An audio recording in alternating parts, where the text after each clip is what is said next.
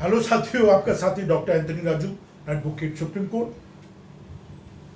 और आज इस वीडियो को बनाने का मकसद सिर्फ यह है कि कुछ केसेस मेरे पास आए हैं जिसको मैंने सोचा कि मैं बिना नाम लिए उनको आपके साथ साझा करूं। बलात्कार बलात्कार बलात्कार, रेप। हमें कोको कोला में कुछ पिला के दे दिया साहब और हमारे साथ बलात्कार करा साहब।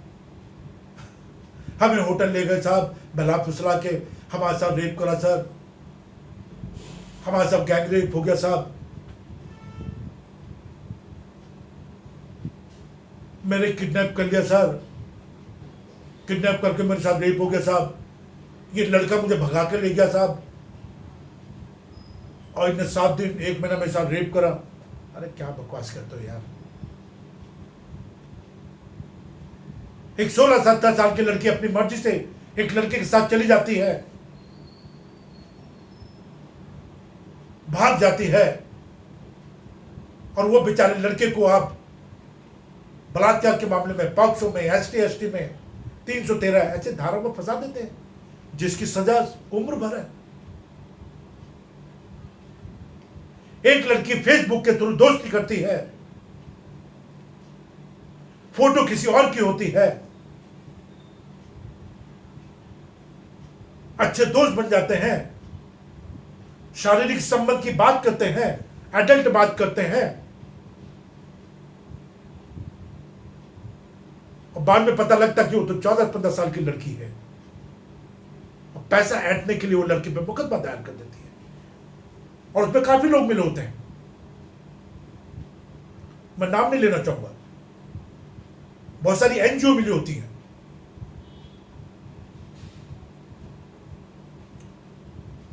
कई बार लड़कियां कहती साहब हमसे शादी का झांसा देके इसने रेप करा। अरे रेप क्या होता है? रेप 1 बार 2 बार 3 बार, 7 साल रेप नहीं होता, 5 साल रेप नहीं होता, 3 साल रेप नहीं होता। इसको रजामंदी कहते हैं। ये जो सेक्स, ये शारीरिक संबंध जो बना रहे हो, ये आपसी रजामंदी से बना रहे हो। अगर शादी का झांसा दिया अभी उसने, तो तुम्हारे पास तो अकल है ना। बाद में फिर आप लोग दलालों को लाते हैं बीच में, पैसे की डिमांड करते हैं। ऐसे बहुत सारे केस पे मैं काम कर रहा हूं। बलात्कार का मामला अपने आप में बहुत गंभीर मामला, और जो सही मायने बलात्कार करते हैं उनको तो सख्त से सख्त सजा मिले, ये हमारी गुजारिश रहती है। पर उन लोगों का क्या जो बेवजह फंसाए जाते हैं। लड़कियां दोस्ती करते हैं, लड़के दोस्ती करते हैं, आपसी रजामंदी से शारीरिक संबंध बना लेते हैं और बाद में लड़कों को दोषी बना देते हैं। ये कैसा न्याय है यार? 5-5, 6-6, 7-7 साल आप लड़के के साथ घूमते हैं, कभी इस हिल स्टेशन में जा रहे हैं, कभी वहां जा रहे हैं, सब जगह आ रहे जा रहे हैं, और अचानक आप इतनी नफरत उसके खिलाफ आप मुकदमा कर देते हैं, वो भी झूठा मुकदमा। अभी एक बैंगलोर का केस कर रहा हूं, वो लड़के ने तो सुसाइड करने की कोशिश करी। कई बार एक IT का बंदा सुसाइड करने की कोशिश करी। एक इनकम टैक्स का बंदा, इनकम टैक्स इंस्पेक्टर, उसकी लाइफ नरक बन गई। वो केस हम लोग कर रहे हैं, एंटीसिपेटरी बेल ऑलमोस्ट उसकी हो जाएगी सुप्रीम कोर्ट से, क्योंकि वो लड़की ने हमें सब कुछ बता दिया है और लड़की को हम सुप्रीम कोर्ट लेके जा रहे हैं। हम लड़की को हाई कोर्ट भी लेके गए थे, सुप्रीम कोर्ट भी लेकर आ रहे हैं और वहां पे बयान करवाएंगे उसके। कई लोग पूछते साहब हम लोग बलात्कार के मामले में फंस गए हैं, कैसे निकला जाए?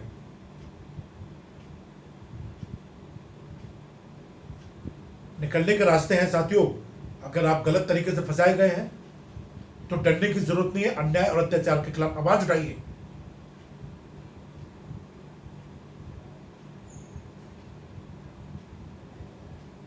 अगर आप बाढ़ में फंस गए हैं तो आप अपने आप को बचाने की कोशिश करेंगे ना।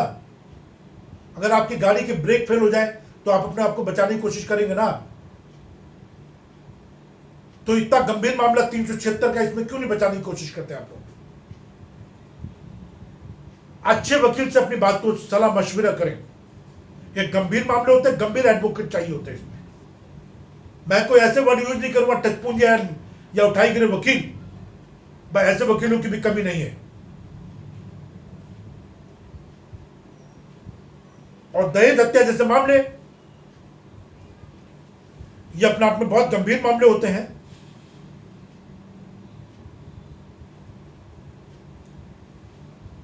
और इसको हमें सरलता से नहीं लेना चाहिए, इसको गंभीरता से लेना चाहिए। और अगर आप चाहें तो अच्छे वकील से उसकी थोड़ी सी फीस देके उससे सलाह मशविरा करें। हमारी team high court, supreme court, session court सब जगह अवेलेबल है और बहुत लर्निंग एडवोकेट हैं। और जो जजेस होते हैं साथियों, उनको हम जिस तरह अपने केस के बारे में बताएंगे उस तरह से वो अपनी जजमेंट देते हैं। और अगर आपको लगता है कि आपके केस में ढंग से इन्वेस्टिगेशन नहीं हुई है या आपके दिए हुए सबूतों पर काम नहीं हुआ है या आपके सबूतों को मिटाने की कोशिश की जा रही है या आपको धमकाने की कोशिश की जा रही है या आपको कॉम्प्रोमाइज करने की कोशिश की जा रही है, पहले तो मैं आपको बता दूं कि ये 376 के जो मामले होते हैं ये कॉम्प्रोमाइज नहीं होते हैं। ये नॉन कंपाउंडेबल ऑफेंसेस हैं, ये कॉग्निजेबल ऑफेंसेस हैं, बड़े गंभीर मामले हैं। इसमें किसी भी तरह से कॉम्प्रोमाइज नहीं होता। मैं आपसे गुजारिश करना चाहता हूं, प्रार्थना करना चाहता हूं कि एक बार आपकी एफआईआर बन गई, एक बार आपकी चार्जशीट लग गई, तो ना उसमें कोई धारा बढ़ाई जा सकती ना निकाली जा सकती, और सारा का सारा मामला जो है वो कोर्ट के पास आ जाता है। कोर्ट को डिसाइड करना पड़ता है, कोर्ट उस पर कॉग्निजेंस लेती है, कौन सी धारा निकालनी है, कौन सी धारा ऐड करनी है, और कौन से नए ऐसे एविडेंस है जिस पर दोबारा इन्वेस्टिगेशन करने की जरूरत है। जो टीम होती है, जो एडवोकेट होते हैं, उनको अच्छी नॉलेज होनी चाहिए कि वो आपकी फॉरेंसिक रिपोर्ट हो, मेडिकल रिपोर्ट हो, पोस्टमार्टम रिपोर्ट हो, चार्जशीट हो, एफआईआर हो, उसको अच्छी तरह पढ़ें। हम लोग अपने क्लाइंट को 10 बार इंटरव्यू लेते हैं, 10 बार बात करते हैं। हम लोग तो स्पॉट इन्वेस्टिगेशन भी करते हैं, स्पॉट विजिट भी करते हैं। मैं अभी इलाहाबाद भी गया था एक स्पॉट विजिट पे, मैं नैनीताल भी गया था एक स्पॉट विजिट पे, मैं बैंगलोर भी गया था एक स्पॉट विजिट पे।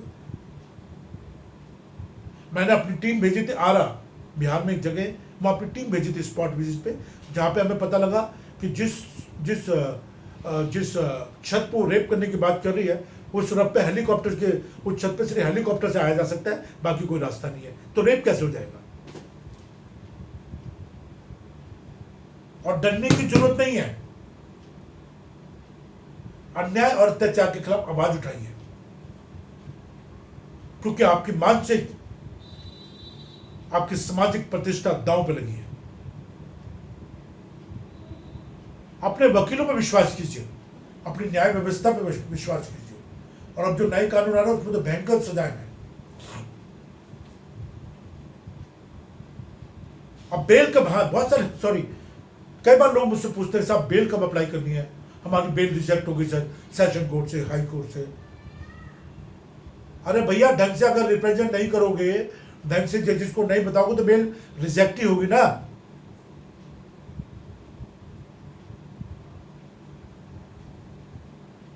जो संज्ञान है, जिस पर संज्ञान लेना चाहिए, जिन एविडेंस साक्ष्य पर काम होना चाहिए उस पर काम नहीं करोगे तो सजा तो होगी।